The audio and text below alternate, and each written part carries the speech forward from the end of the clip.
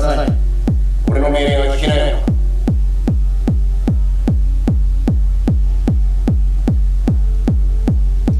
俺たちみんなそれぞれ大事な任務を果たしに行くんじゃないか。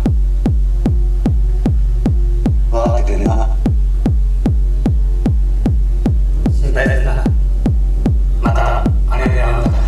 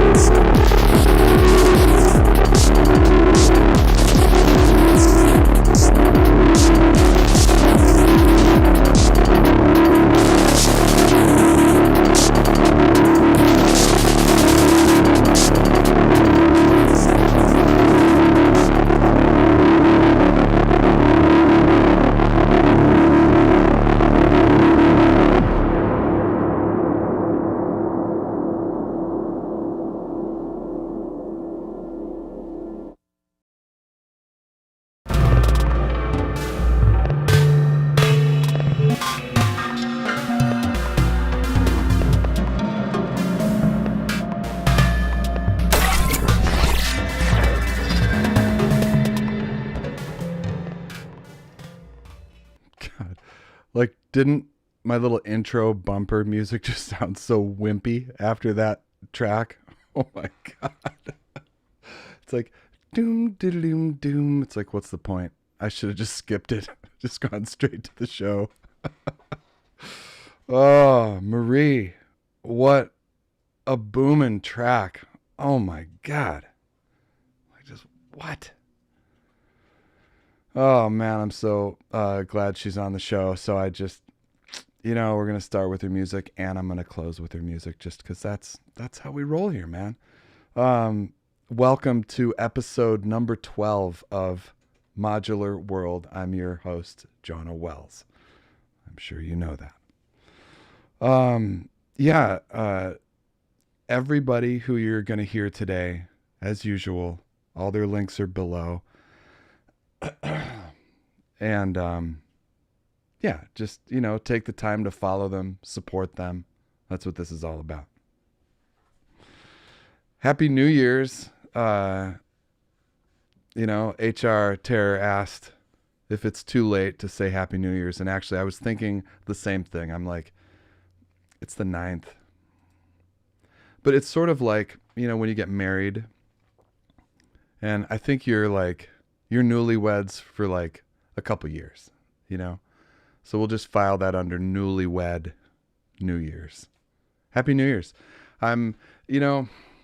Obviously I'm excited for this new year. It's already started out like a total shit show. We've had a little bit of a rocky start, but I have faith, my dear friends. I do. I have faith in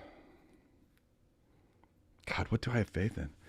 I have faith in humanity, I guess, still, that, we're going to get a vaccination to everybody,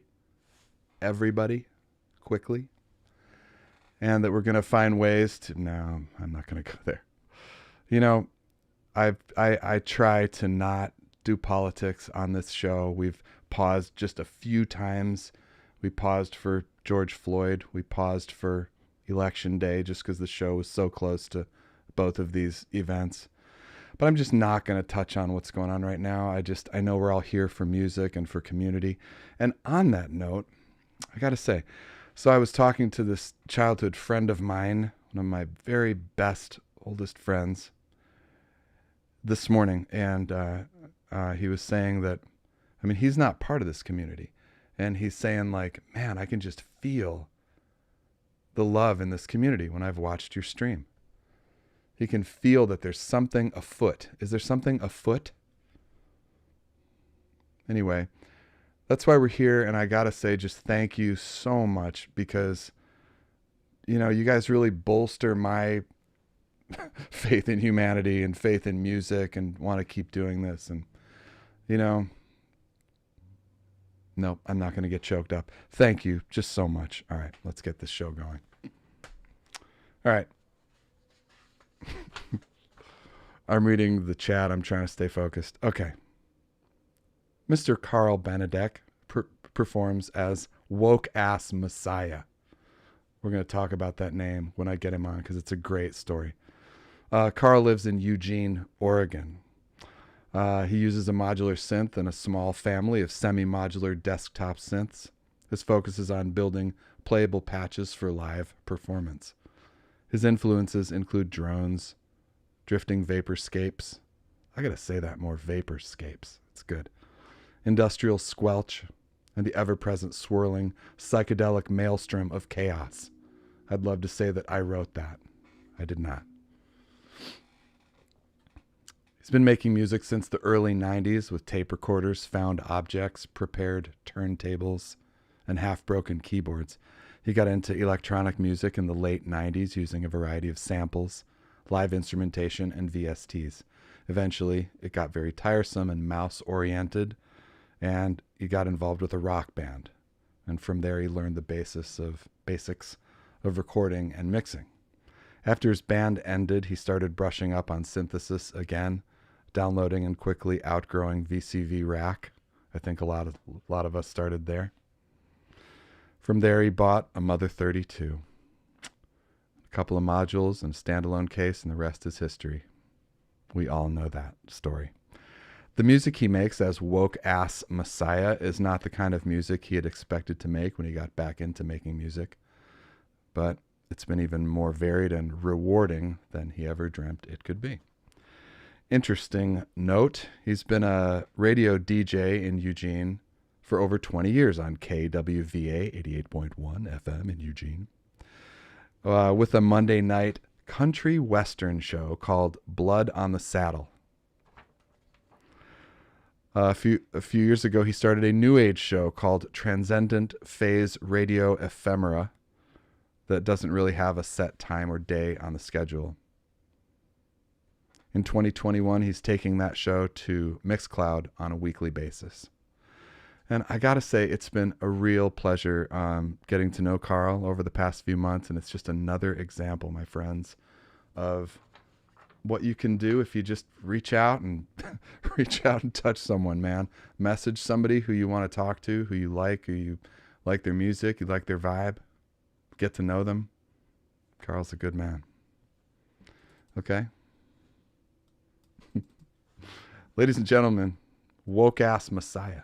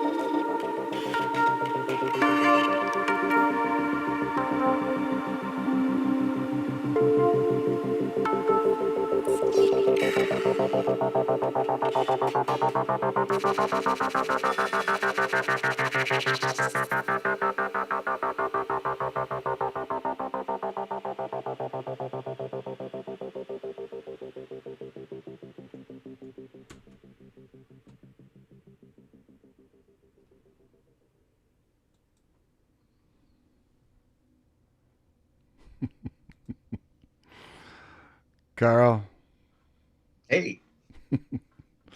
man, thanks for that. Oh, well, thanks for having me. That was fun. God, I mean, what a great journey. Well, it was all supposed to be a big journey, so there you Well, go. I mean, well done. Thank you. So, how are you up there in Eugene? You know, it's a sunny and beautiful day. I thought I was going to have to close my blinds because right around this time, the sun comes up over the neighbor's house and blinds me. But we made it. Did we? Yeah, we did.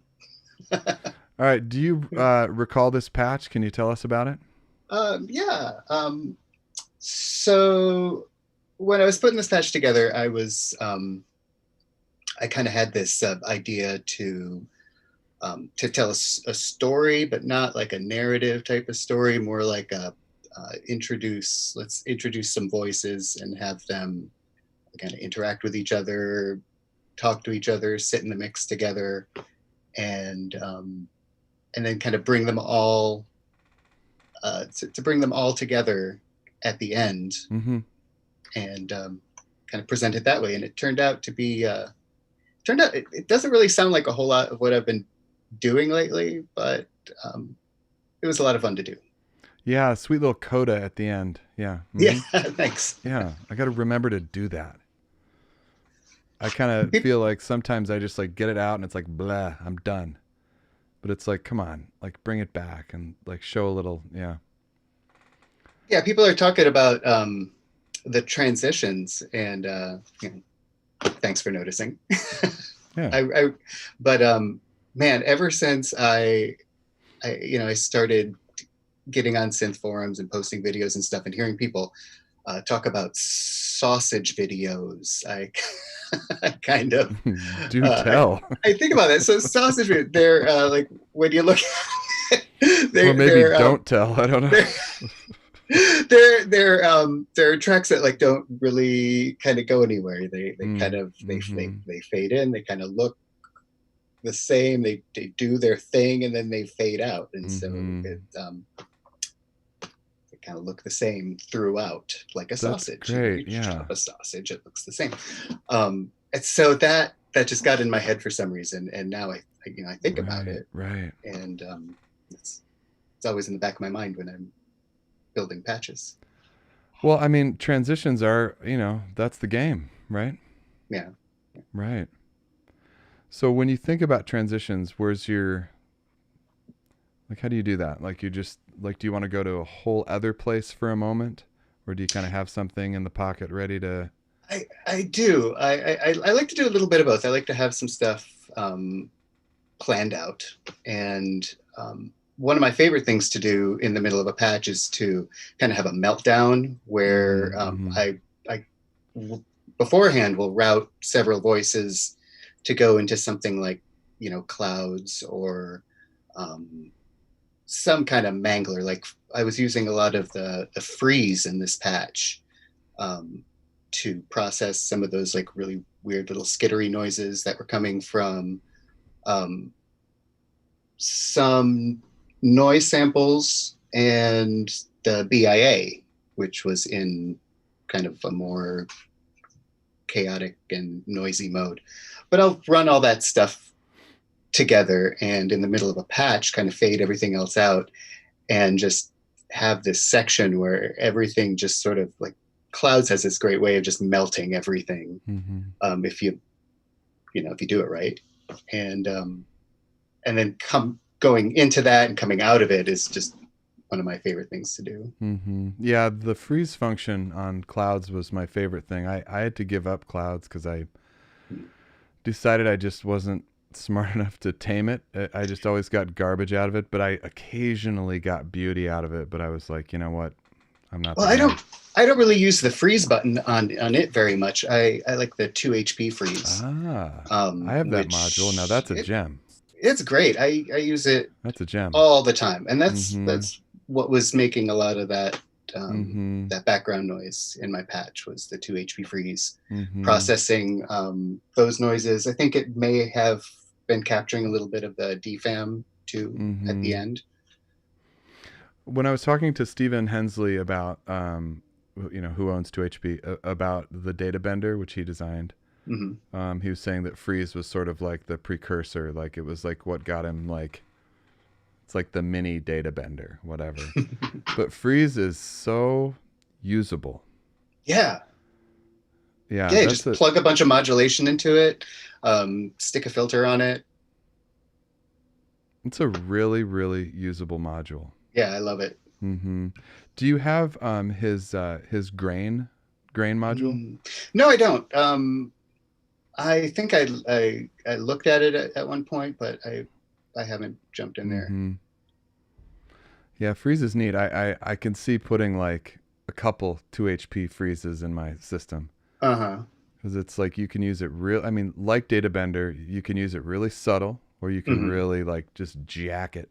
Like I like CVing the bit or the raid or the bit crush or the something that just like, yeah, that's a gem. I made an Instagram post a couple days ago that used the freeze a lot in the drums to make like breakbeat kind of stuff. Yeah. You're welcome, Stephen Hensley, for repping 2 HP freeze. This is not a paid endorsement. I got my check right here. I don't know about you. He's a good guy and just a genius, man. His stuff is just, he designs all the stuff for Qubit also. So, well, what's next for you, sir? Well, I'm doing January right now on my Instagram. That's been a lot of fun. So I'm doing something every day. I'm on this book and tape that just came out, Medicine for a Nightmare.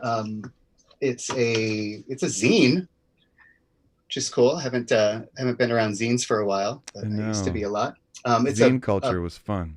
It was, yeah. It's a book and tape thing, and I have a song on the tape, and that's been a lot of fun. It's a really cool tape. Where can we get that? It's on Bandcamp if you search "Medicine for a Nightmare." I should have linked that below. There's still time. Yeah, I can still, edit it. Exactly. I'm not going to edit it. And this year, I'm planning on doing. I'm just planning on doing a lot more live stuff. I just hooked up with Earth Modular folks. Schmooster's on the really on great. The chat. Absolutely. Schmooster's on the chat. I've done a couple of jams on there so far, and that's just great. Everybody there's been so cool and welcoming, and let's talk about that show just for a moment for those who don't know what that is, because he's in the chat. He's a great guy. He and I have talked a lot. What is he doing? Tell the people what Earth Modular is. It took me a while to do it because or to kind of figure it out, and I don't remember what led me there. It's probably something on Discord. So I joined up and I was kind of overwhelmed because there's all of these like chat areas. I was just like, holy crap, what's going on? Yeah, he likes the Discord channel. Yeah, it took me a while to get into Discord, but I'm getting there. And so it's basically a 24-hour streaming modular performances. Right. And they're streaming all the time, which is super cool. There's always like live hold music, which is super dope. And I think every once in a while I just get the notification. I think I get the notification because I just started doing this, so I'm like just figuring it out. But like they have this like hold music, they're streaming, and then somebody logs in and it kicks out the hold music, and then you're live, just like right there. Right. And then I think when you're done, the stream kicks up again. You get the notification, Earth Modular's live. Right. So I always check that out. Whenever I see the notification, and I've seen some really cool stuff. We likened it sort of to like, I was talking with somebody about this, I think even on the show, and it was sort of like being in a bar and putting a quarter on the, like on the pool table, right? Yeah. Like I'm next, And then you go on the Discord and you say, yo, I want to play. Yep. And then they send you the stream key and you're next. Yep. And I then love once that. you have your stream key, it's like that's your stream key, man. So I have it, pasted into my OBS. I got a whole profile ready there. I can do this at a moment's notice. It's totally dope. That is so dope. What a great idea. Ice Locust asks, what's up, Ice Locust, by the way? He says, is it on Twitch? No, it's on YouTube, right? I think it is on Twitch too. I think it's on both. Is he going to both? I think it's got this restream thing, and right. it does the thing. I started getting the Twitch notifications. Schmooster, Earth Modular, is it both? Where should we send people? Search for us on Google or something. Search for us on Google or something. So is that google.com or how do I? Okay. Anyway, he's there, and I know that I followed on YouTube. Anyway, great effort, awesome guy doing a good thing. He says Twitch and YouTube. Yeah, I've been threatening to do it, and I haven't gotten off my butt and done it. I guess I feel like at night I've put the kids down. I'm just like, God, I gotta stream now. I'm not gonna do that. But I gotta do it. I just love it because it's so low. It's like, I mean, I can say the bar is low because the bar is like really high, but it's so chill. Mm-hmm. It's a place where like, hey, I'm just gonna like practice on this patch for a while. Mm-hmm. Mm-hmm. Or maybe, great for somebody who like hasn't streamed and kind of wants a little bit of pressure of like figuring out the cameras and the audio interface and levels and kind of, checking it out. And to actually get people to listen to you. Because, if you have a YouTube channel and you're just starting out, you probably have like 2 followers. One of them's your mom. Thanks for following me, Mom. My mom doesn't follow me. My daughter started following me on YouTube, and they actually tell me now, like, hey, I saw that video you posted last night. I'm like, man, this is surreal. My kids are getting my notification. I'm like, did you hit the notification bell, buddy? I did, Dad. Like it. Yeah, remember to like my videos, buddy.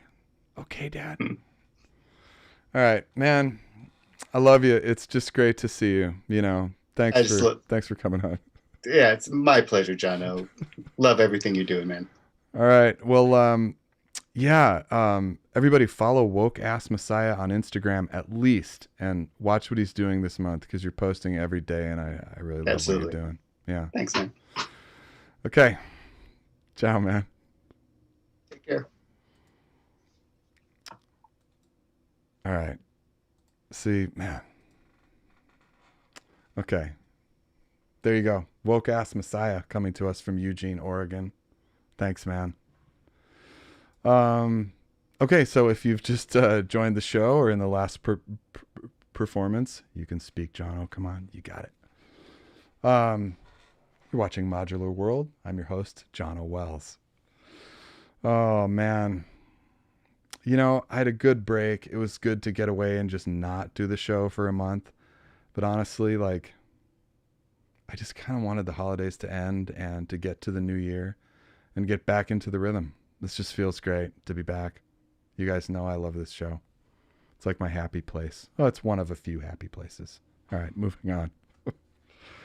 Next up is Mr. Ali Thynne coming to us from the UK. You ready? He spent the last 10 years playing professionally as a session drummer. He has a lot of interest in recording and production. His attention was turned towards synthesizers and then into modular synths. Eurorack feels like a perfect fit because it satisfies both the musical and technical sides of his brain and is also inspiring and a challenging instrument to play. Amen to that. He's currently based in East London, and he's using the time away from live gigging to explore, learn, and create more with his modular. All right. Here's Ali Thynne.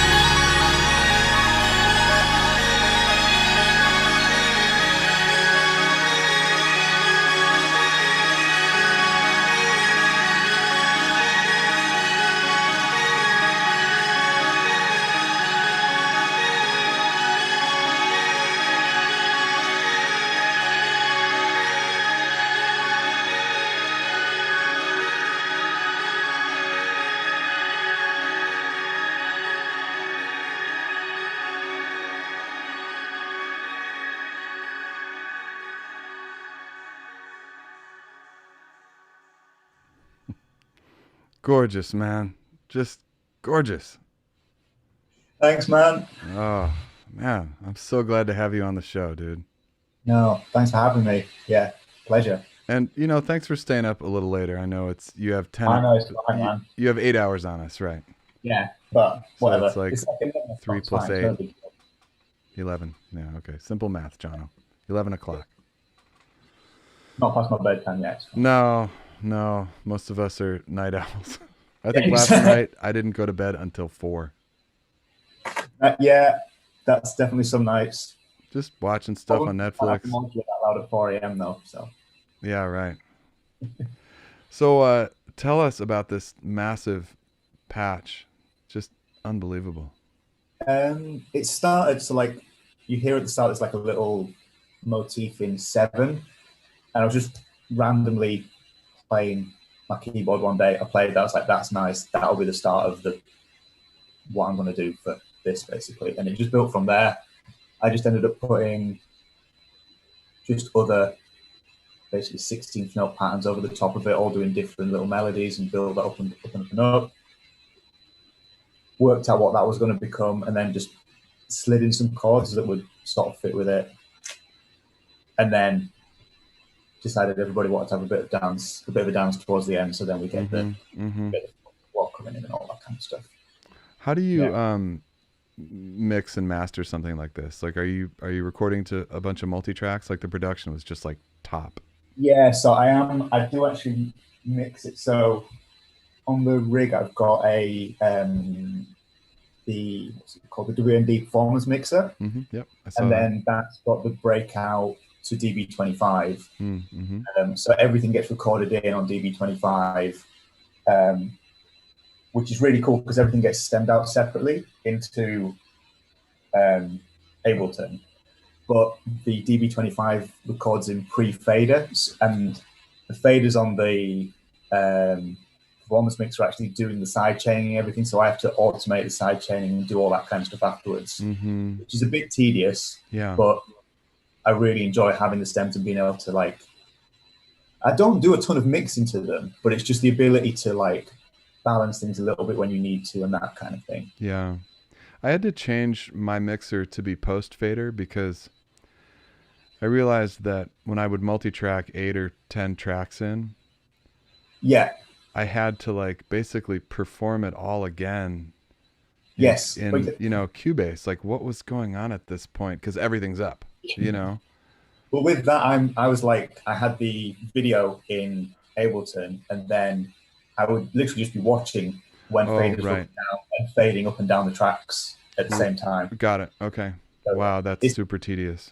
It's tedious, but like I do a decent bit of mixing and stuff anyway, so it would annoy me if I wasn't able to get at that part of the performance, I think. Right. So I have to do that. It's a necessary evil, I guess. Well, your result is, speaks for itself. I mean, it was so lush and deep and really well produced. Yeah.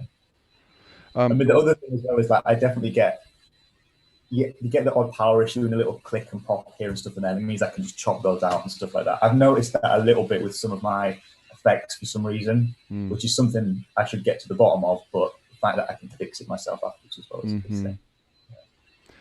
What do you do for mastering? It's just in Ableton, so I'll put it through a go through the L3, the Waves multi maximizer or something. It's like presets all the way. Like I just open it up, pull the threshold down, and then it sounds good. I don't really know what I'm doing when it comes to mastering, but basically that just makes everything nice and loud. And I find that because it's pulling down different frequency bands, it sort of it levels stuff as well for you a bit in terms of EQ, which is good, without me having to think too much about it. Well, I always look at the waveforms, of the clips which people send me, and yeah, your waveform was just pure healthy. It was just like pinned. It was squishy Mars bar. Yeah. Yeah. I mean, it is just like making it loud, and then I also think that kind of thing helps. add some pump to the side chain as well, it can make those things a bit more. It can make them too brutal, definitely, but it can up as well. Yeah. There's a fine line. Yeah, there definitely is a fine line. Yeah. I think I sometimes definitely step over that line as well, because I'm just like, it just needs to be loud, and then it doesn't, because people then just turn it up on their speakers, don't they? So yeah, there's definitely a lot more than just being loud. Limiting and mastering is just such an art. My God. Dude, if we had Nathan Moody in the chat, he'd be giving us all kinds of science. Yeah. This guy's a wizard. Yeah, I mean, that's the thing. I can just do it by using my ear. I don't know what's going on. That's the kind of thing. So I feel the same way. Yeah. Yeah. If I think it sounds good, then that's good enough for me. Right. I have a good pair of super flat response studio headphones, which I've used for like 20 years. Yeah. They will not break. And that's kind of my go-to, Yeah, you have to these have, monitors are just they're not happening. Well, because you can see, because the white rockets that everyone was commenting on behind me, Mm-hmm. they're an old thing that I have. I just use those for the modular, but I've actually got a pair of NS10s on this side of the room. Mm-hmm. I actually mix on, and I'm so used to these. I know what I'm hearing. Yeah. See, that's the game. Yep. But the rockets, like, I have a really hard time mixing on them. Mm-hmm. I think they make everything sound big and nice and lovely, but that's not what you want when exactly you're trying to make your thing sound big and nice and lovely everywhere. That's the thing, man. Like, you can get monitors that'll just make your stuff sound great, but you've really got to know what it actually sounds like. No, exactly. You don't want that. Yeah. I would get the flattest headphones you can. Here, these are so I've ordered. Sonys. What did I order? Use A them pair of forever. the Sennheiser somethings, but they're, because of the whole whatever Brexit and us being cut off, they're stuck in Europe somewhere at the moment still. So God damn it. I'll get them eventually. So what's next for you, man? What are you working on? As I'm sure everybody else is doing, I'm doing the whole January thing. So good, man. Tons of stuff on Instagram. I'm doing that all with like a tiny little, I don't know where it is, tiny little modular thing, because I find that helps me sort of learn new stuff better. Absolutely, yeah. Not doing one of them a day is impossible. No. So just just chop it down a little bit. But I'm just sort of turning stuff I've been doing on the modular into sort of more complete pieces. So the fact that I can stem stuff out in the way that lets me do gives me a bit of control over it. Like, I'm able to rearrange stuff and that kind of thing. So maybe, hopefully releasing something this year, but that's all very pipe dreamy long. Yeah, we'll see what happens. We've got to get something from you, man. I mean, I've been doing. It's got to happen. Basically, after I did a live performance a while ago for someone else. I enjoyed that so much. I basically just, and that was around the time you got in touch with me as well. I just reached out to so many people saying, "Can I do one for you? Can I do one for you?" So I've been doing that loads, and it's been so much fun. Yeah, I really enjoy. It's so challenging being able to hold something like that together, just to hold a modular synth together for a long period of time, and like keep on top of everything. It's a big ask, but it's loads of fun. It's so much fun. I find that keeping it short is also a strange ask. Like I can't do it short. No, it's difficult. Like I did I find myself doing a bunch of different takes, and always the first few when I'm still feeling out ideas, it will go on for a long time, and I'll have a phone at the side of me or something with a timer on, so I know where I am, because you can sit in like a 5-note sequence for hours if you want, and it sounds lovely to you for hours, but it gets a bit tedious for everybody else, I guess. I've been doing the January thing also in a small case. I pulled out my performance case. Yeah. And I dragged it out on the beach a week and a half ago, and I did this thing where it just sounded great in the headphones, but when I finished, I had recorded for an hour. Yeah. I'm just like, bro, nobody wants to watch this. No. But I'm like looking through it. I'm looking through it, and I'm like, I don't know. This 10 minutes is kind of, maybe it's there. So I just put the whole thing up. Fuck it. Yeah, exactly. Yeah. That editing yourself like that is. It's really difficult to do. Yeah, it's really every hard. bit's got magic in it. It's just Yeah. Right. Like if I put up this 10 minutes, you're going to miss out on something I did 48 minutes later. Yeah. And also you're going to miss out on the reason why this 10 minutes is so good, because this whole lead up to it is why There's a development here. Yeah. Yeah. If you jump in at like 25 minutes in, it might be absolutely raging, but it lacks the emotion that's built up to that moment. That's right. Exactly. Yeah. So I was talking to my friend Nick, who's Dub Station Zero, about this like exact thing, and he's like, "Bro, you gotta try to find a way to make it shorter." So which I appreciate. This is the feedback we need, right? Yeah. Not like everybody saying "great set, bro." Yeah. So what I did just a few days ago was I shot 3 takes that were all in like the 10 to 12 minute range, and they all came out really differently. Yeah. And then I truly could pick one that was good. Yeah. Or the best, I thought, and then just put up that one, Yeah. commit.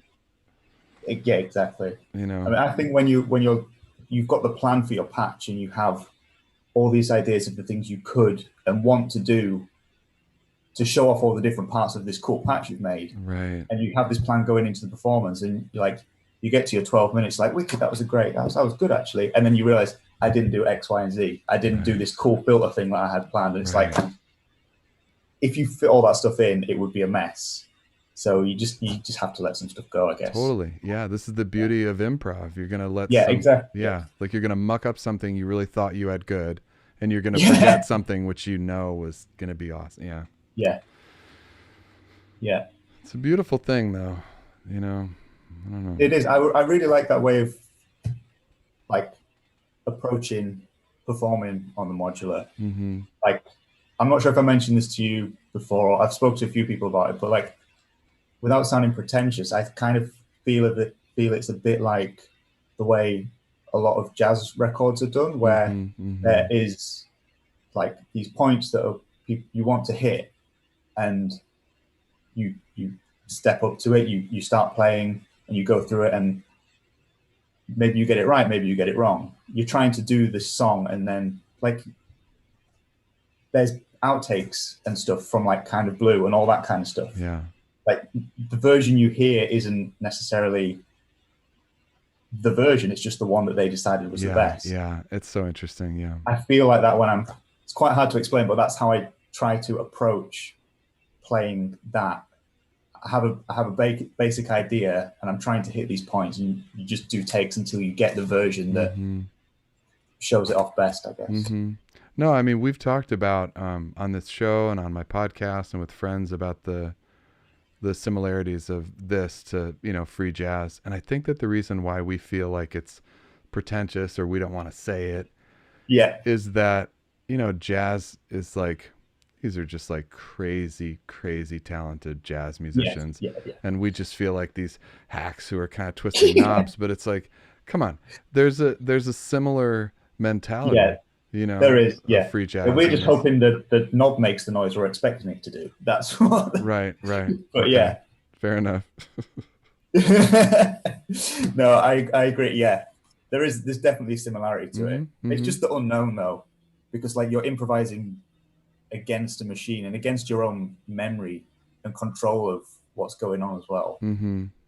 Yeah. You can't like when I was doing that, I can't remember everything that's actually going to happen when I do this thing, because in that patch there's a few points where there's actually clocking problems and stuff just jumps a little bit, but in the grand scheme of things it doesn't matter. It's that kind of thing. It's just learning to like let that go was a big process for me, because there's so much you can do, and I was like, well, I don't want to fuck it up. I want to get everything just right and understand all the moves and really make it good.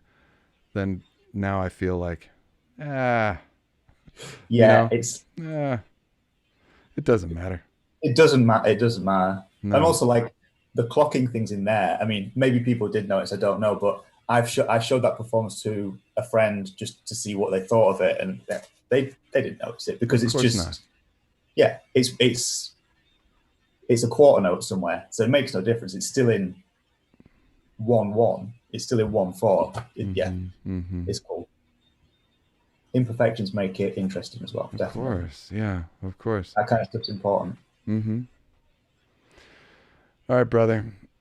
Thank you so much for coming on. Pleasure. Yeah, it's been Thanks great. so much. All right, we'll keep in touch. Thank you for everybody saying the nice things in the comments as well. Really appreciate it. Mr. Ali Thynne coming from the UK. Thank you, sir. See ya. Bye. Bye. All right.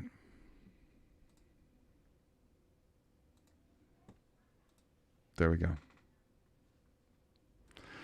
Okay, so we have a big show. We have a lot planned. We have a lot of stuff, segments, things to talk about.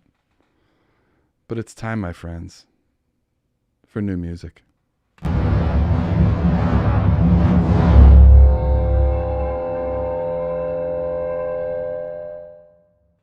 All right. Today, we're going to talk about the new release from Dfaniks. Just, yeah, really special stuff. Okay, here we go. So, Dfaniks is on Airgrid, as you know. He's a label brother of mine. And this is his second release on Airgrid, and it just came out this week. So, I asked him for some words on this album called Save the Robots. And I was thinking about ways I could rewrite this and be all witty with it, but you know what? I'm just going to read it because it's great. Save the Robots is an album based on the inevitable fact that humanity is approaching a new era of existence. As you know, technology is more and more taking over our lives, dictating how we feel, act, and interact with one another and the world. He says, I personally think that technology will unveil our deepest secrets and questions. I believe the era of artificial intelligence will put us ahead to know what lies next. But we must treat this matter careful, as we can lose our own sense of identity as humans. But I have faith that this won't be the case. I have faith in the future generations and our kids taking this new way of life to greater good. Save the Robots is basically a monumental sonic approach to what it will be and what we will become. Mr. David Dfaniks also produced an amazing music video with his friend Alessio Spirli. And it's a real treat, and he allowed me to play it on the show. So this is the music video for the first track on the album.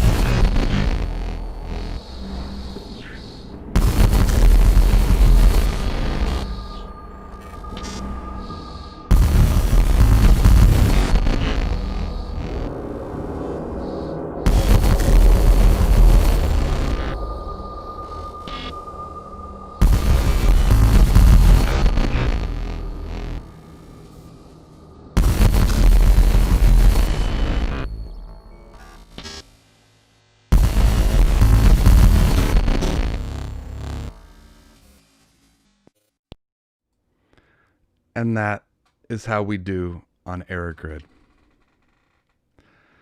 Yeah. So Dfaniks just released this just a few days ago on Bandcamp. And the links to that is underneath in the description. All right. Olivier Egley, otherwise known as Nundale, is the one who started Eurogrid this spring. And just not here to fuck around. So thanks, David, for letting me play this. It's awesome. Okay, moving on. How do you move on after something like that, right? You're just like, moving on. You just do. Okay. So next up is Mr. Jonathan Bernabeu, coming to us from Spain. He performs as N3. In the middle of the 90s, he joined the Spanish underground hip-hop scene as an MC and a producer. In his professional life, he's a sound and light designer, technician for shows and theater performances. In 2013, he joined the Bfako community in Spain and started to build DIY modular synth modules. And he also collaborates as a beta tester of Bfako and local manufacturers' modules. In 2015, he created the pirate modular synth brand Bfaker, commemorating the Bfako community. Most popular design of that project was the, I'm going to say this wrong, the Aradio module, CV-controlled FM radio receiver with units sold around the world and very great feedback received. 2018, he starts N3 with a DIY banana Eurorack modular synth and drum machine. That year he released Nayari on Synth Vicious record label, making some live performances in several Spanish cities as well as Paris, Tokyo, and Kyoto. In 2020, he released Rinzen that you've just got to get this, which was self-released. And after that, a remix edition of this album was released on Diffuse Reality record label. So today's performance is 2 songs from the Rinzen album. And I got to say, he sends me this and no, I won't even ruin it. I'll just say that you will hear every style that you can imagine happen in this amazing performance. All right. This is N3 from Spain.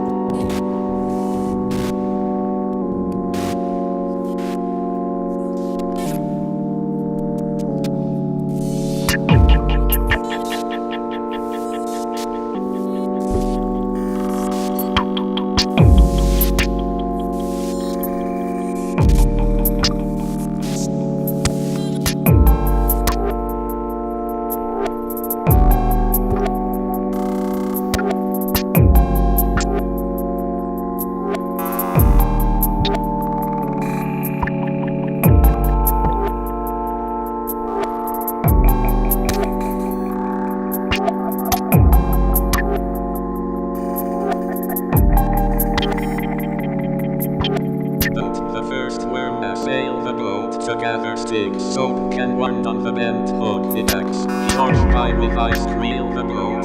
With ice cream, the man went to attacks. The order is on a day is paper cup and plate pie with ice cream. The wet paper cup and place and the sailors through the coat.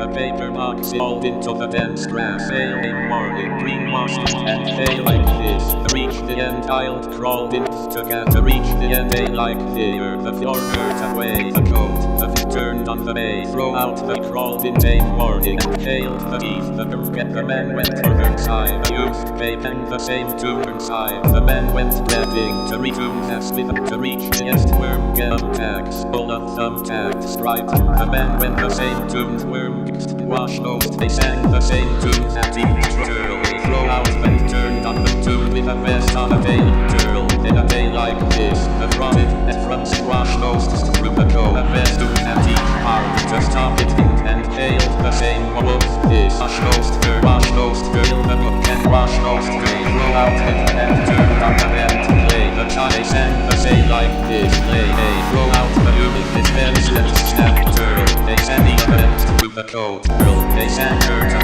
play. The same tune and hail the same. The youth turns through the coat. Kick this bell and sing and hail party. Did her come and play. The like to the thing and wash those skirt at each skirt away. Throw and went to the top of day like this. The paper has come at each the fish they sang the same tune to come the U-boat to stop the same morning. The dense grass they used paper into the dense grass they hold it and they sang the slayer. The other never sinking this bed crawled in paper cup and play and teach Barbie can wash those dishes and turn on the bed play turtle. They sang the same and passed those skirts together the same turtle. They sang the same.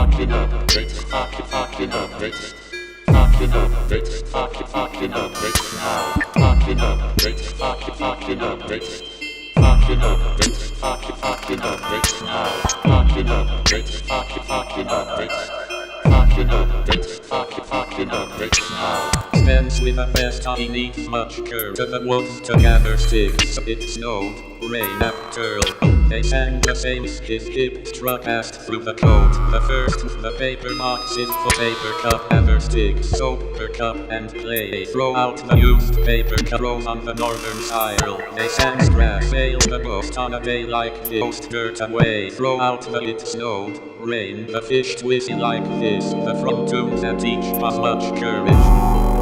Crawled into the dense setting to rewash those dirt away morning. Green at each party. It snowed, but the knee of the next light sheet. This is a sail, the beach pie with ice worm get next play. The same morning was with a like this. To stop it for dirt beach, it is hard to be ordered played. The screen, the met the same up and the paper pop layer. The side is like this is a gather's tent. Oh, hip struck and wire struck the neon grass. Thinking this turned on the bent Gjear past as on a veil sinking this they wash those two. The man went axe, he has sailed the boat, the knee of the never coat. The same tunes and the arm was twisted, and it is harding to reach they went to fucking updates, fucking updates, fucking updates, fucking updates now, fucking updates, fucking updates. Fucking updates, fucking updates now. Fucking updates, fucking updates. Fucking updates. Fucking up bits now. Fucking up bits. Fucking up bits. Fucking up bits. Fucking up bits now.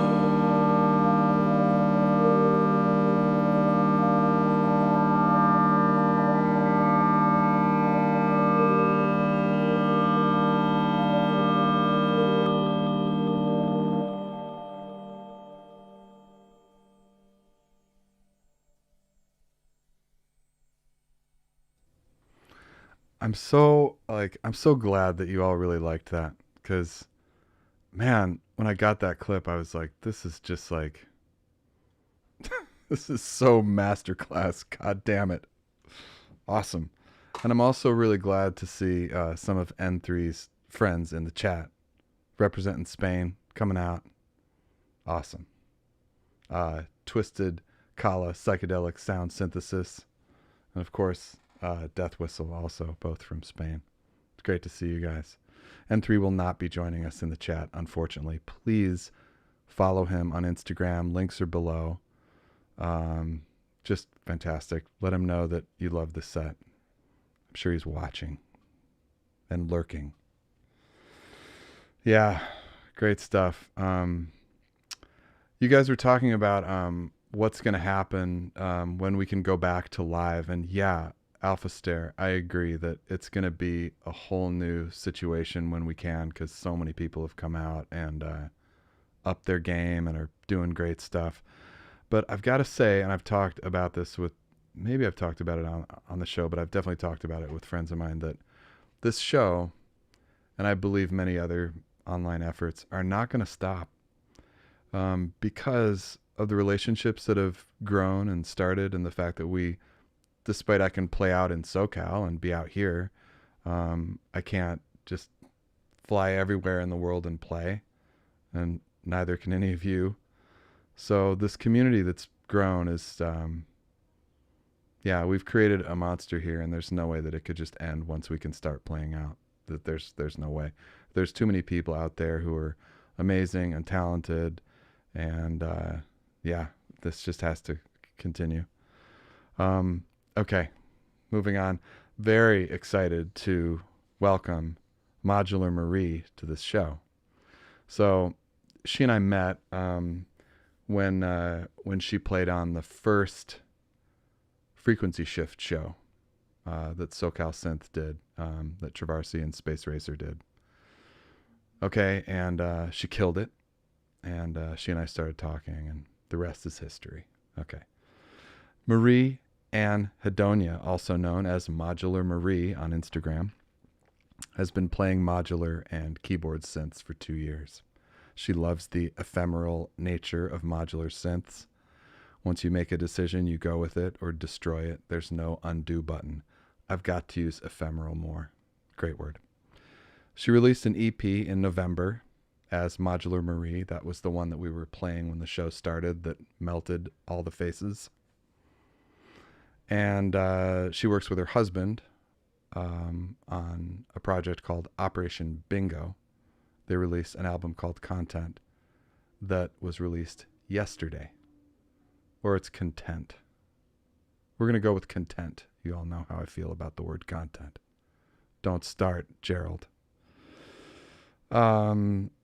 Yeah, she's also playing at the Colorado stream at the end of the month. We're going to talk more about that in a bit. Here we go. Ladies and gentlemen, Modular Marie.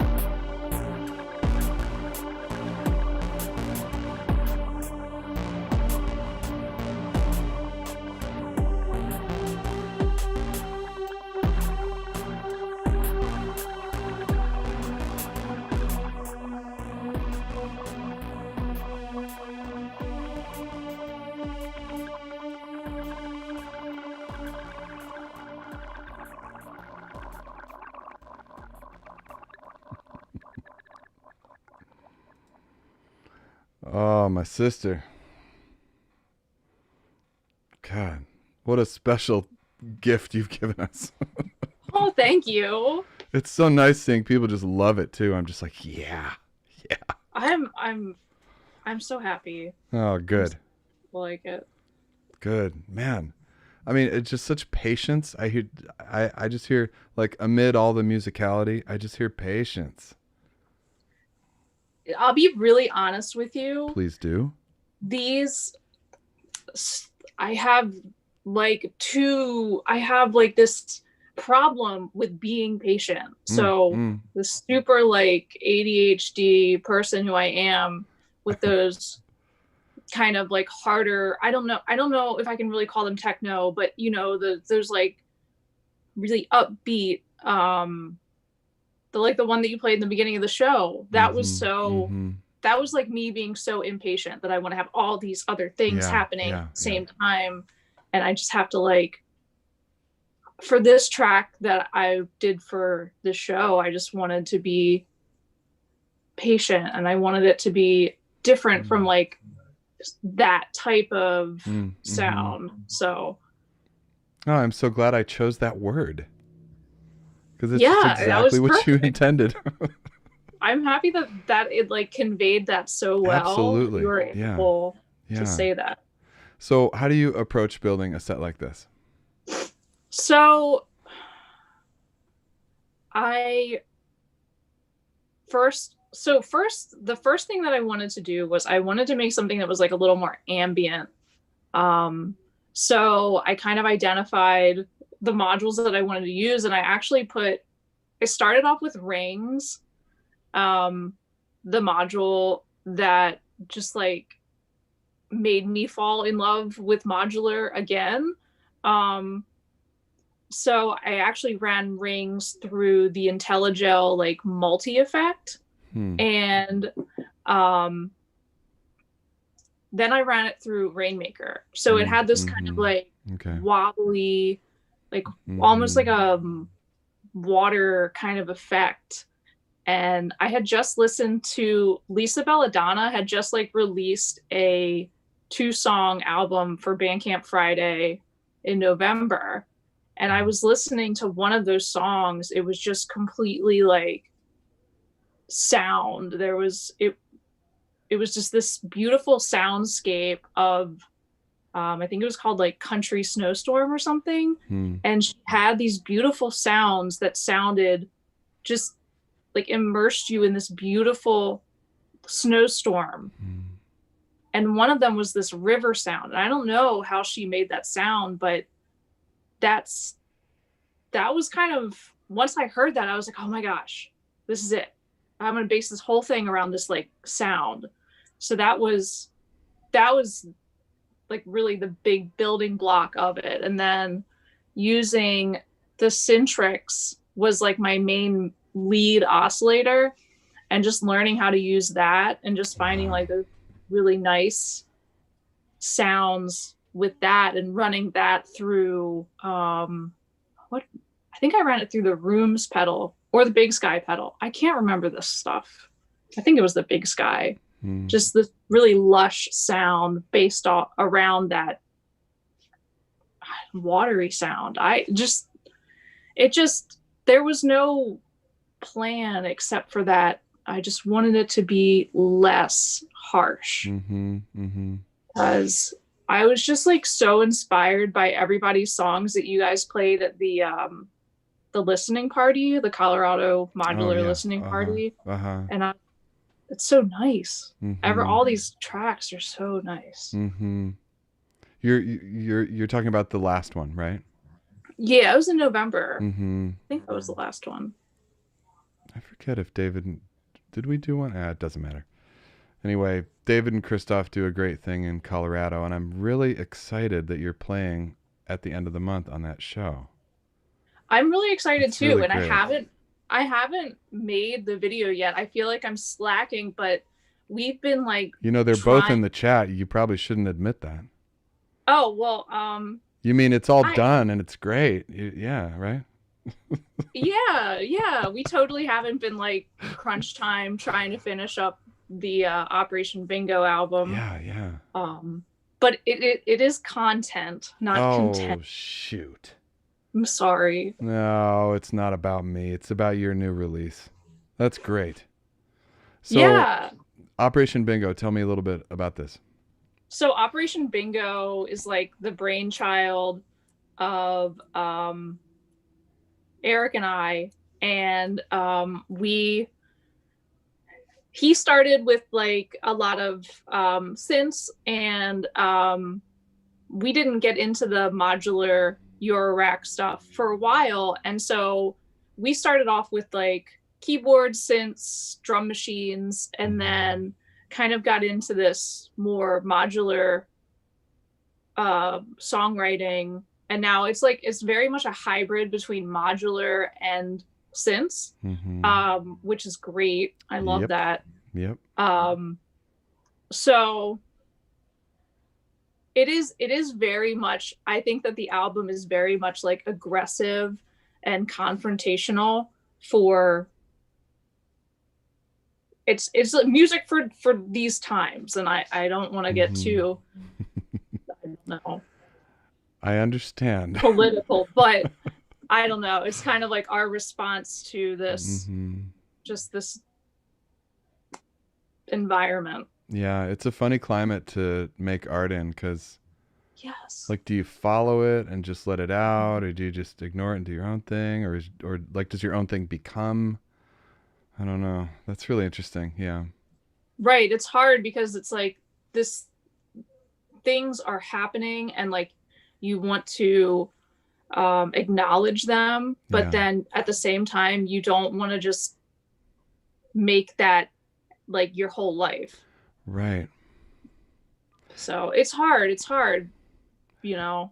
So it was nice. It was nice to work on that, and then just be able to kind of release the feelings. And also interesting to try to think about political feelings, whatever, when you don't have lyrics, right? Like, how do we, like a singer-songwriter, I think, can really easily explain their emotions and thoughts in their lyrics. And thank God I don't write lyrics, because I'm terrible at it.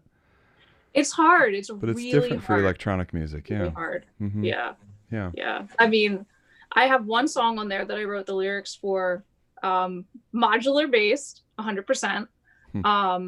And it's called Husband Stitch. And I don't really want to go into that because that's just going to bring the whole thing down. But it is really hard to write lyrics, and it's really hard to make like a full song on the modular stuff. Yeah, I feel like we make tracks. Yeah. And like other people make songs. That's a really good way.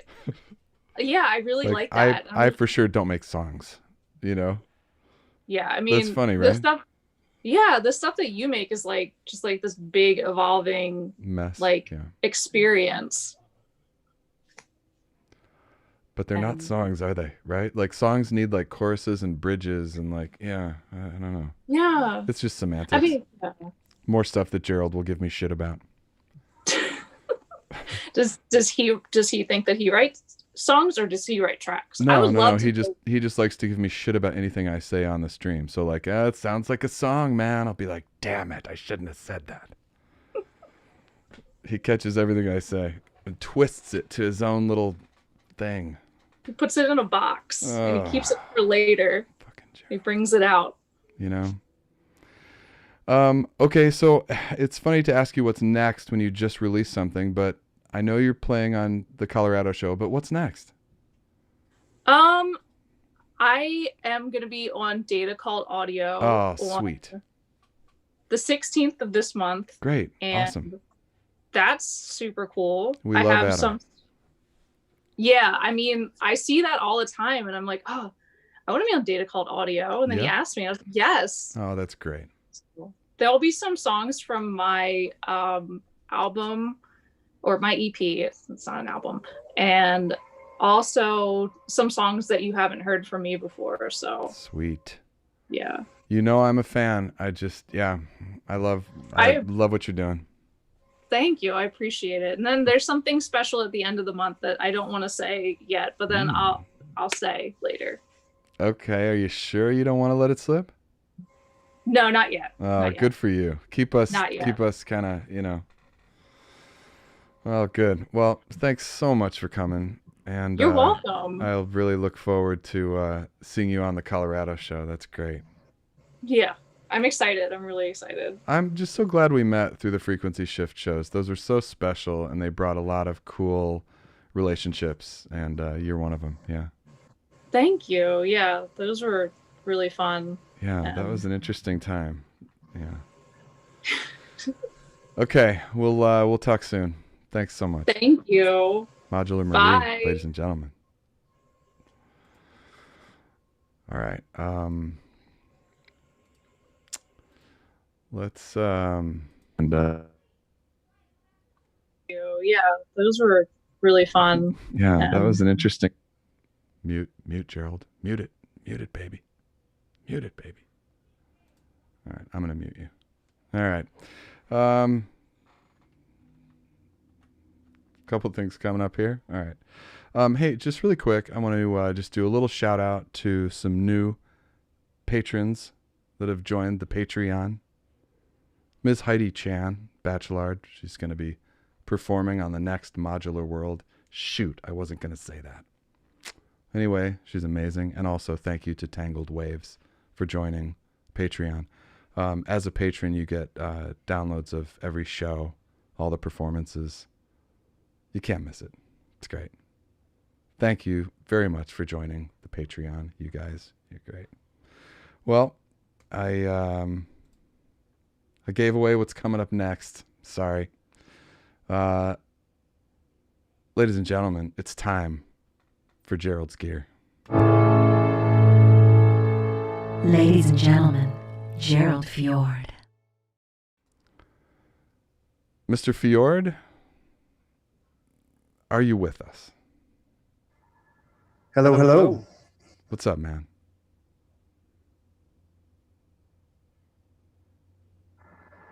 Can you hear me?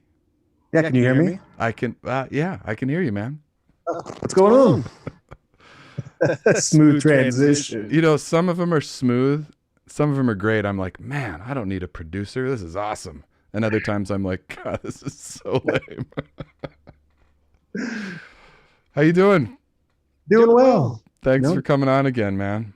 Thanks. I'm really glad you upgraded your mic. I did. Got a nice new arm for it, new mic. Still going through the modular right now just because of what I'm using it for. But see, we're both on the SM7B now. It's awesome. We sound like radio people. Well, you still kind of don't. All right. What do you got for us, man? Yeah. So, yeah, I mean, just going into the new year here. And first of all, I just wanted to congratulate you because you had a big start to your year with your new synth desk that you went out and bought. I was really impressed with that. It's super fancy. And I don't know if everybody saw that yet, but I have no idea what you're talking about. Oh, yeah. That was fun the other day when I don't know why you put the wig on, but I guess that's the Modular World emblem. I can't really see it. It's a little blurry, but congratulations on it. Hey, specifically about that guy, this is really funny. Just before show starts, my wife walks in with a picture of that guy, and now he's been arrested, and he thought he'd be super clever and shave his beard. They won't find me if I shave my beard. I can break into the Capitol building without a mask and be totally visible and get pictures of myself taken holding a freaking something I stole. But I'm just going to shave my beard and evade arrest. Anyway, so they got him, and they've got his mugshot next to that picture. Right. It's just a thing of beauty, man. That's hilarious. It's a thing of beauty. Fucking douchebag. Yeah, so to get into it, I'm going to do a little patch that I put together. I actually put it together a couple days ago. I'm going to be on Modular Modcast on Monday. Nice tie-in to our next performer. Go on. With Tim Held already on here, so I figured what I was going to do was talk a little bit about something different that I'm doing in this patch. And then normally I would post this on YouTube with a longer extended version, but this is what we're talking about on Modular Modcast, is actually this patch and some other things as well. So I thought it was a good tie-in and the first ever Modular mod world crossover. Sweet. You didn't do it. That was really clever, man, what you just did. But you told me you were going to put this cool effect on my voice, that you were going to animate some patch cables coming out of my back going to the camera. I didn't say anything like that.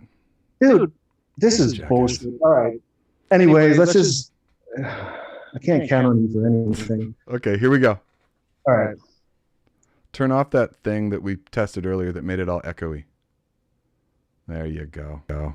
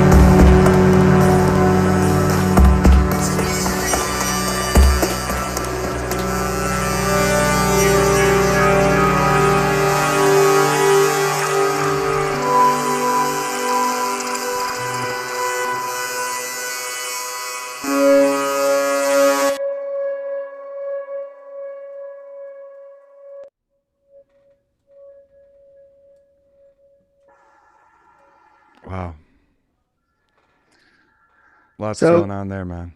Yeah, a whole lot going on. It's just kind of a base layer of a patch, and just kind of give a brief understanding of why I was showcasing that as just something to talk about. Yeah. Is that it was what we're talking about on PodMod on Monday is approach, and there's a lot of different ways that I approach making a patch. And one of the ways that I almost always did it in the past was I would create the sequence that I wanted first. I would create the envelopes that I wanted first, and I would have this, little melody going on, and then I would animate everything, and then I would create the layers and everything else on it. But lately, since my last album came out, I've been exploring different ways of doing it, and I'm sure a lot of people do it this way, but hopefully there's probably people out there that did it like I did it. And it's good to look at it both ways. And what I did is just kind of open everything up. I didn't even when I was putting this together, no sequence, just worked on the animation first. And so I've been having a lot of fun with the Maestro, and I always use the Sapel for random. And with the Maestro, I've seen a lot of videos on it with it doing the fast transitions and modulation, but it's really cool how slow this thing can go. And for tracks like that, it just adds a lot of animation and life to the track. And I was using that with the WTF oscillator into Fumana and mimeophone and modulation, all of that with the Maestro and Sapel, and then the Instro Psych for the chords going through Performer, and then a little bit of harmonics on the high end with Surface going through the ECR1. So I just thought it was a cool thing to share, just a different way, different approach of building a track or building a patch, and it kind of led me to a lot quite different results than what I had been in the past. So I'm interested in kind of pursuing this and seeing where it goes. Wow. People were noticing the Performer. What are you doing with Corey's Performer there? With that, so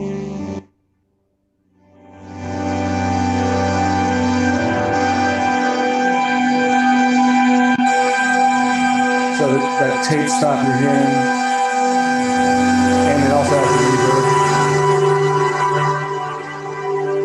I forgot to plug something over on that, but so yeah, throughout it, the chords were being tape stopped, the reverb is on, and then I was also just using glitch and some delay just manually throughout the chord progression. That's awesome, man. Thanks so much for coming in and showing us more of your Gjear. No problem. It was awesome as always to be on here, and I hate to do this while we're on here. All right, that's great, man. I'm just going to... shows I did, you said that you were going to send me... We're just going to transition just really quickly. You're breaking up. I didn't get that last part. Okay. What was the last part, man? Send me my money. Oh, the money part. Yeah. Yeah, we still got to... we're going to work all that out, man. Come on. I can't count on you for anything. It's going to be great.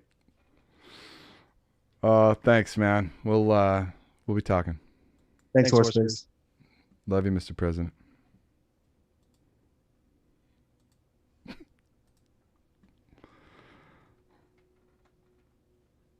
Oh, boy. Okay. Well, thank you, Mr. Fjord, for coming and doing that. Really quick, I just want to talk about 2 events that are coming up at the end of the month that I'm really excited about. All right. First, I'm going to do this in chronological order, I hope. Yep. Okay. First, at the end of the month, we've got January Skies. This is Colorado Modular Synth Society. They're in the chat. We got Sign Mountain and Mono Scene. So David, Sign Mountain, loves space music, and he's once again doing the Skies format. We did October Skies a couple months ago, which I played on.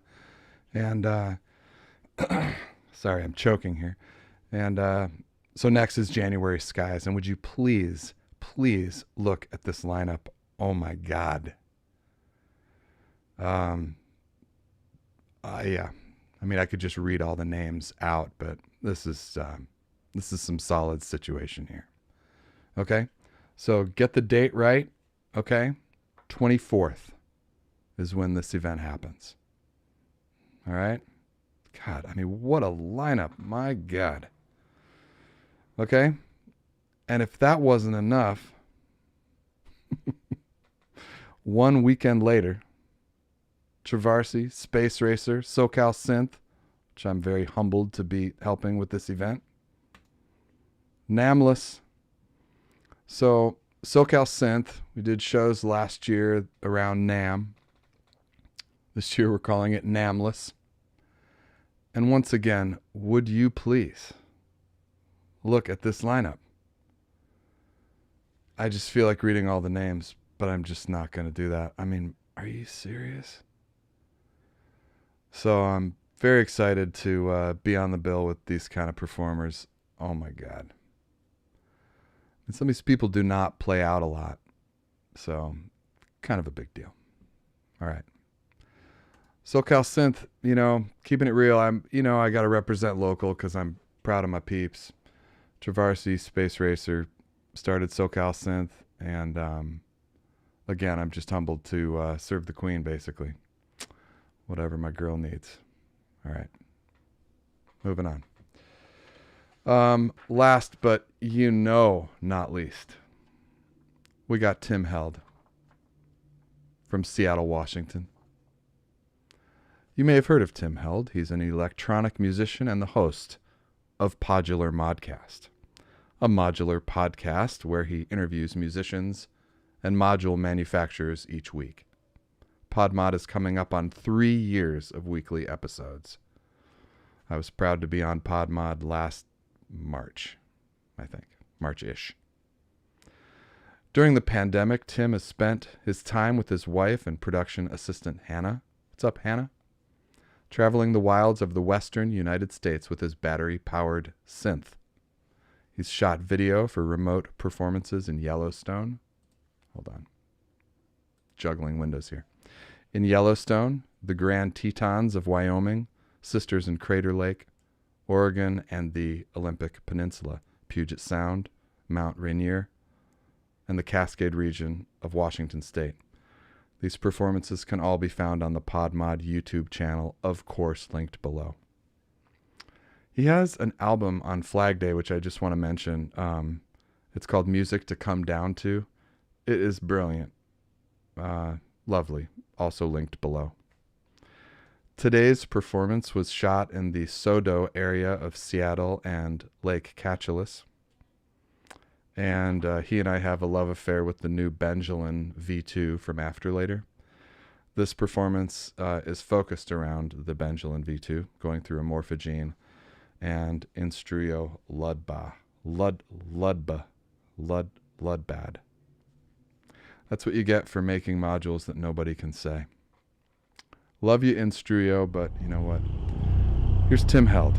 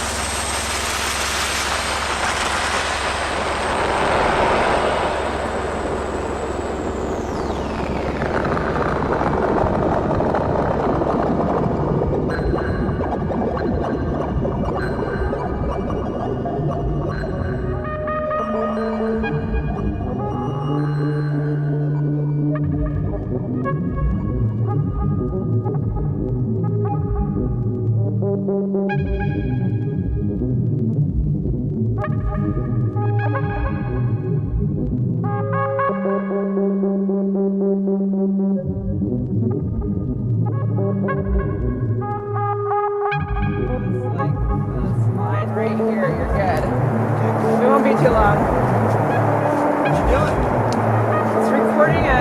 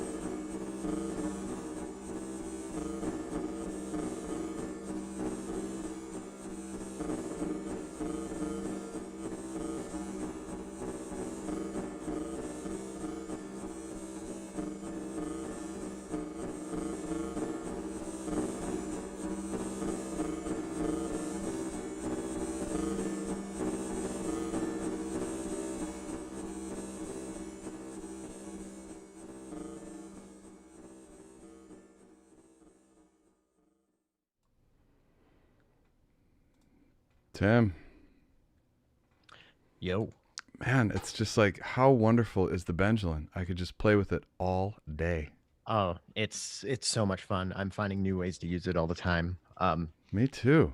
Yeah, it's kind of been a revelation for me. I don't know if I think I've talked to you a little bit about it, but I keep telling people it is the module. It's like the module designed for making modular. It's the perfect module for making modular music. This is synthesis. Yeah. Yep. It's just it kind of gives me that excitement that I got when I first got my first few modules. Like this I kind agree. of like, oh my God, there's so much to explore here. Yeah.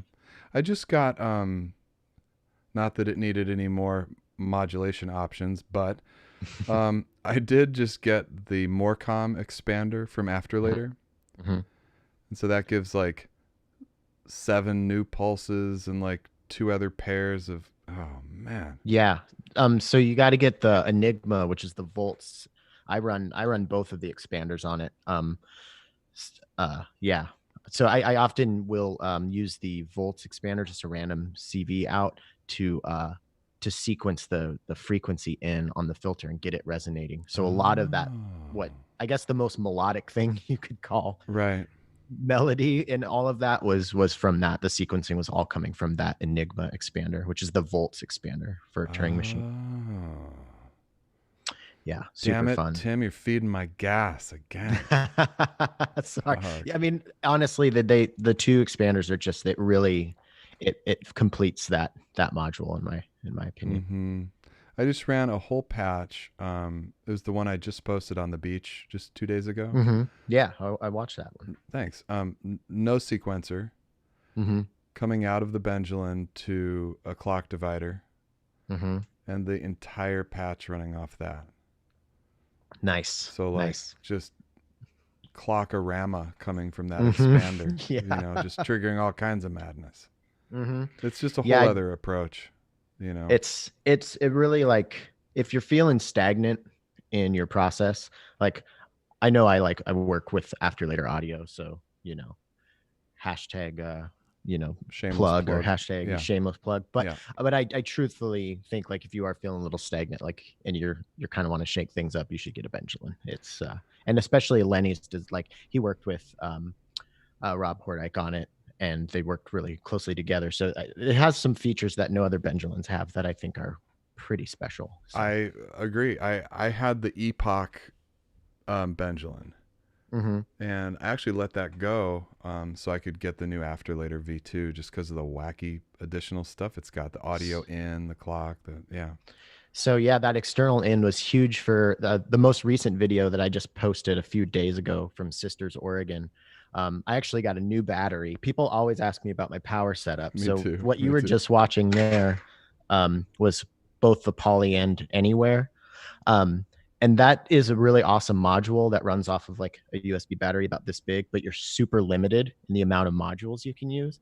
So I just recently got this battery so I can run my 7U off that. So I just did my first remote performance with that, and I used the external in to run samples into it, and just like, again, used the 2 expanders. It's almost like my sequencer and clock, but not a sequencer and clock in any sort of traditional sense. Exactly. The Benjamin's fun because it's like the Benjamin's fun because I mean, it really is. Well, the thing is that it's chaotic CV and pulses, but it's also got oscillators, so it's like you can really use it for a bunch of wacky stuff. Yeah, like there's and it times can go where I just use it like as an oscillator. Totally. Yeah, you can like insane. Everything that you just heard. The first set by the cement domes. That was the only voice was the only voice in either of them were Benjamin. But I used the Luba in one and then the Morphogene in another, and that's how I kind of spread it out, and I sample from it like live. But yeah, every voice and sound you heard was from the Benjamin. I love what you sent, and we talked about this, about doing something kind of different with like short film style, and I've never played anything like it, and it's just a pleasure to have something so different. I really appreciate you allowing me to send you that. I have a hard time with like filming in studio. My lighting in my house is bad, and I don't feel super inspired to do it. And I usually get a little obsessive about whatever it is that I'm working on or excited about. And this live performance, like in crazy areas, is my jam right now. So I really appreciate you letting me. Oh, don't say it like that, man. It's you're totally welcome to do you. But I do feel like I wish that more people did it, because modular world, right? Like I do want to see where you live, right? Yeah. And the few times that people have done it, it's just, man, it's such a pleasure. And you know what? It's like with the pandemic and not being able to do a whole lot, like my wife and I we're like hardcore into going out in the woods, nature and everything. So it's just like we're doing that anyways. And I can't play live, so it's a cool way to meld together my two favorite things. And it's such a weird, I hate to use as pretentious of a word as juxtaposition, but it is, it's kind of cool to bring, I have the sticker on the thing that says "This machine perplexes people," because every time I go out, if somebody walks by, they always end up having a conversation with Hannah. And that's why I like fade the volume of that conversation. Yeah, that was because sweet. I just think it's really funny. Yeah. Nice touch on that. I too hate using the J word, but the juxtaposition of being in nature, something's just so raw and real, standing there with like a ton of incredible high tech, is a great juxtaposition. It's fun. Again, hate the J word. Yeah. I mean, but what are you gonna do? Yeah, you got to use them when you can. So, somebody commented in the chat about like, or was it? Doesn't matter. No, it was Ice Locust who said, amazed that you do this like weekly podcast. Like, I mean, what a commitment you've done for 3 years. Well, thank you. Yeah, it's amazing. I made a decision before I had even recorded my first episode that it was going to be weekly, and I did that for a couple of reasons. The first reason was I'm a huge podcast fan, and if I love a show and it's bi-weekly, like it bums me out. Like I look forward to that new episode every week. So I get inspired to create things by the things that excite me. So I want to kind of do the thing that excites me. So that format was important to me, but it also was a way for me. I deal with depression, and when I get into my deep ruts, I don't have a lot of drive to be creative, and the weekly format keeps me honest in that sense. So if I'm too bummed out to maybe work on my own stuff, I have to get this episode done. And also just having a conversation with somebody that like every week, unless there's a repeat guest, but most weeks I get to talk to somebody I've never talked to before. I love it. About something that they're super into. So it's a cool way to introduce, especially in the pandemic when I don't have a lot of interaction with people. It introduces a really important sense of novelty and just trying to think of another word, just like interaction with another person. Fair enough. Yeah. So it's worked. The whole weekly thing has worked out really well. Well, I mean, your show is so beloved, and I gotta say, dude, it's just so good. Thanks, man. I appreciate it's so it. good. And it's been Really so good. it. What you do is just huge for the community. So thanks so much. Yeah. And it's been so cool to see all of this stuff spring up, like, just over the last few years as this community has grown. And I gotta say, kind of throw it back at you and, all the synth societies and everything, like keeping us in touch. And even actually, like, I think you guys were hitting on it earlier, is, when this does go back into in person, like I feel like people are going to maybe travel to different scenes more often because we're also interconnected. Yeah. Like I feel like I could go to any major city in this country right now and I'd have 5 people that I feel like I'm friends with that I actually have never been in the same physical space with. I feel the same way. Yeah. Yeah. And I think that's really important. So it's been cool to see like stuff like Modular World and all of this happen because like what's cool about PodMod is it's weekly and you get to hear from these people and it's fly on the wall thing. But I really love this aspect of getting in the chat and hanging out and getting to know the inside jokes and you know, like just developing a rapport with people on an individual and community level. It's really Totally. it's crazy. And then you start talking about it and you start gushing about it. And then you like, I don't know.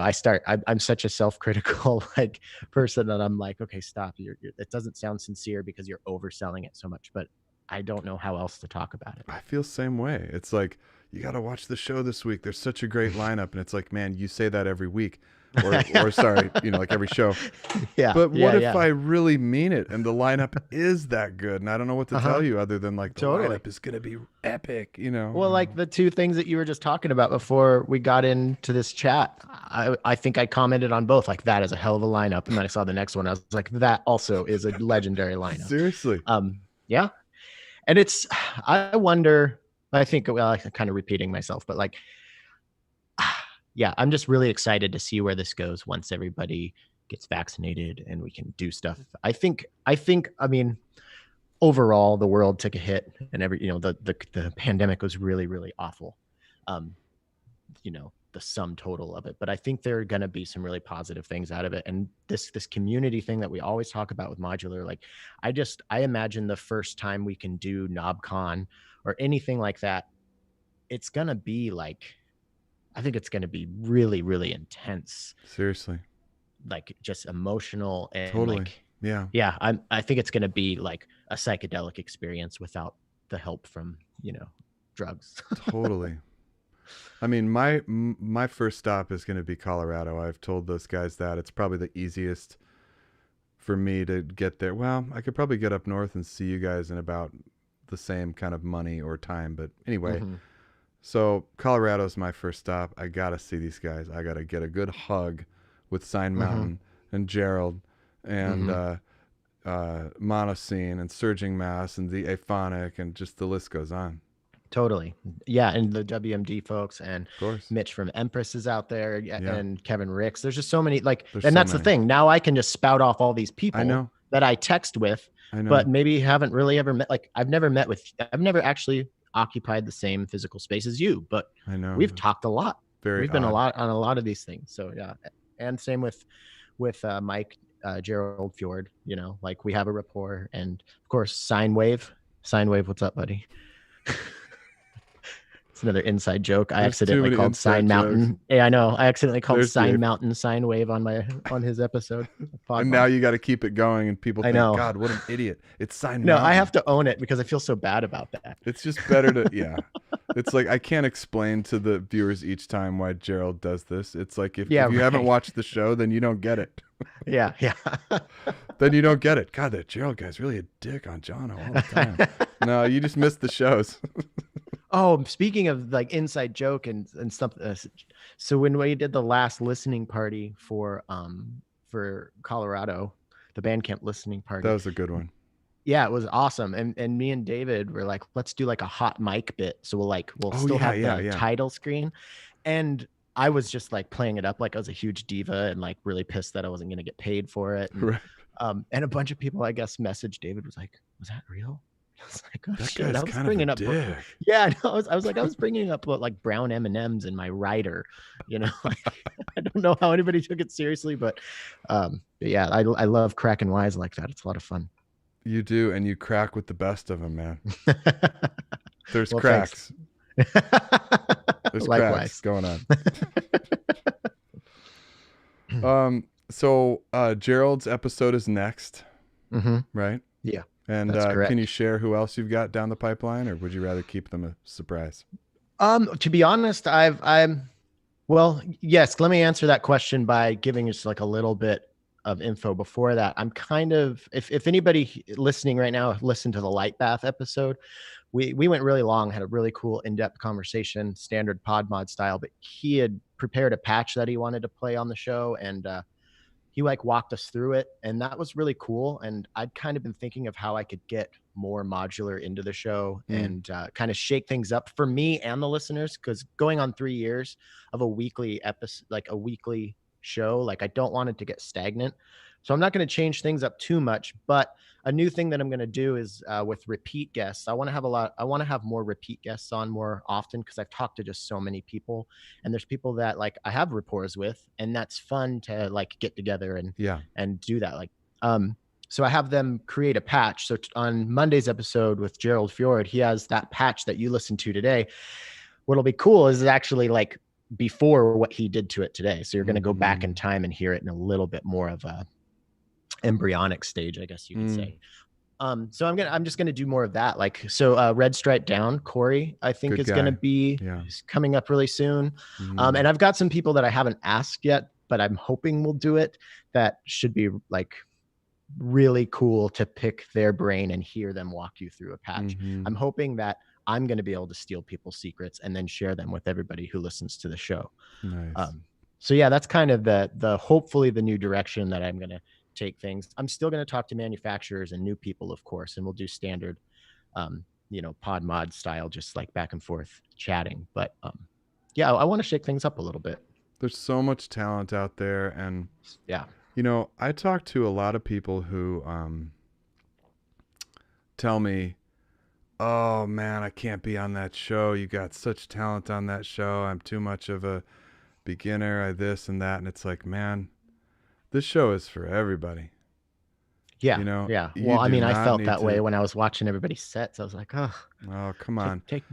No, I mean, I really mean it. Like, I want everybody on this show, and I don't want to, I mean, that's it. I want everybody on this show. And if maybe this is your first time out, there's been a few of those. I want that. Yeah.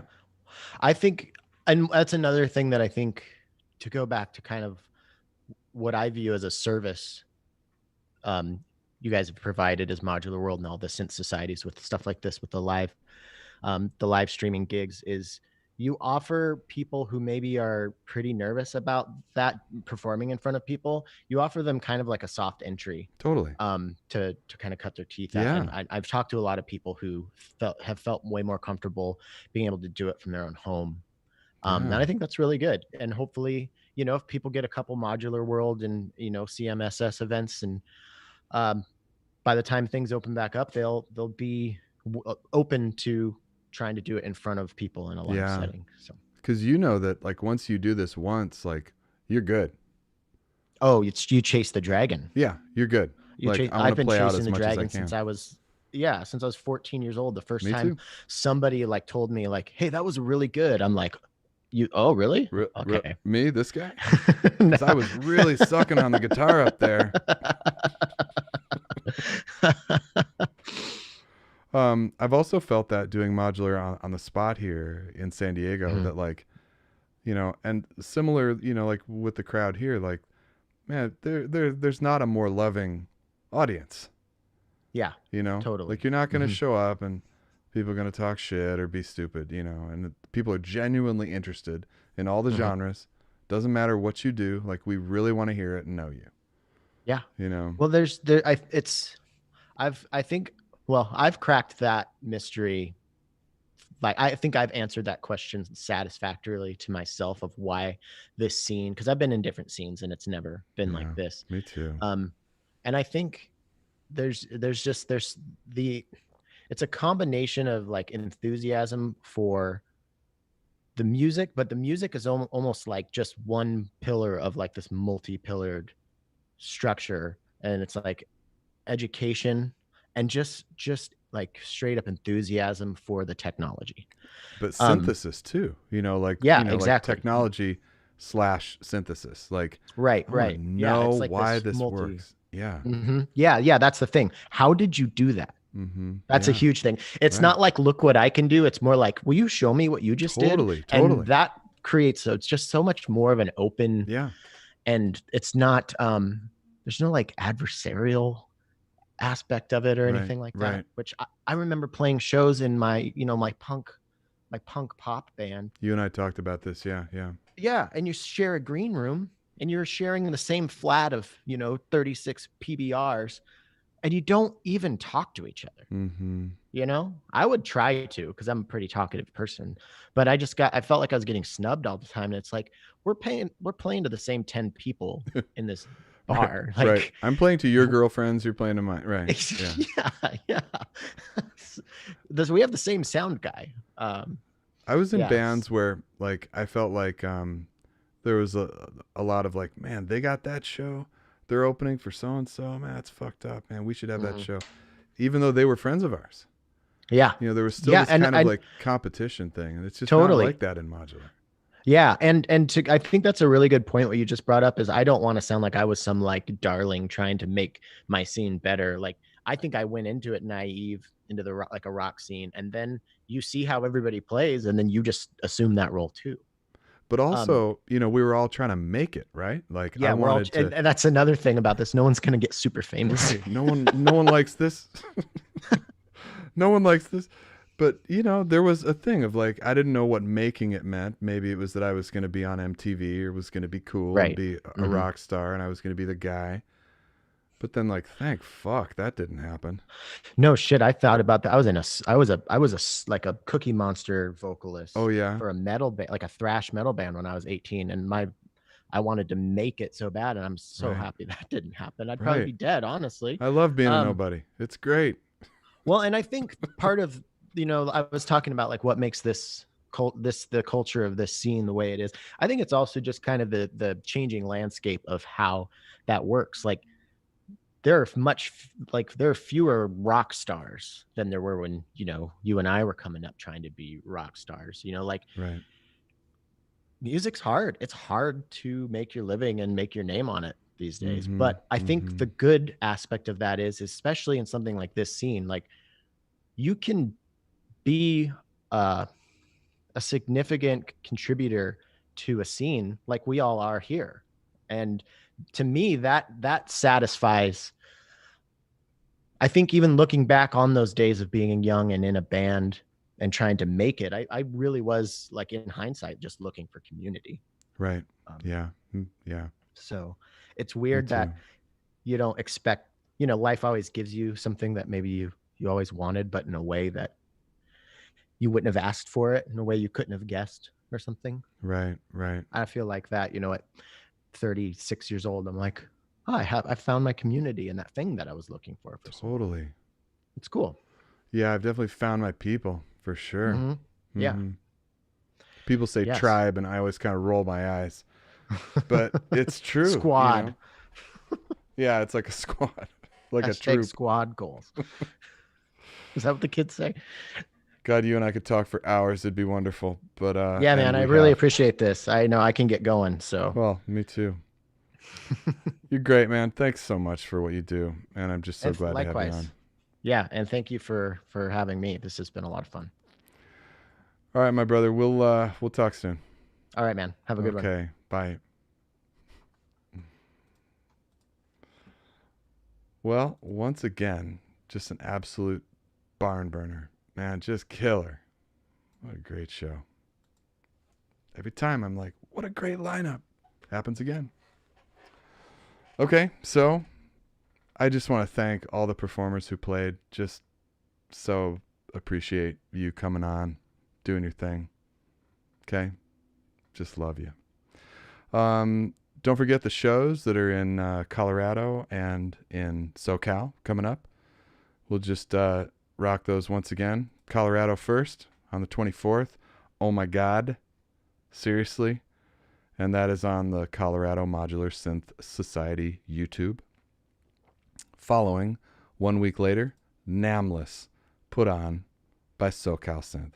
Also on the SoCal Synth Society YouTube. Thanks so much. Again, if you like this show and want to support, please consider heading over to Patreon and getting downloads of the whole show. Love to have you. And if you don't subscribe to this YouTube channel, please do that so you'll know when the next shows are on. And I will see you on this show in early February.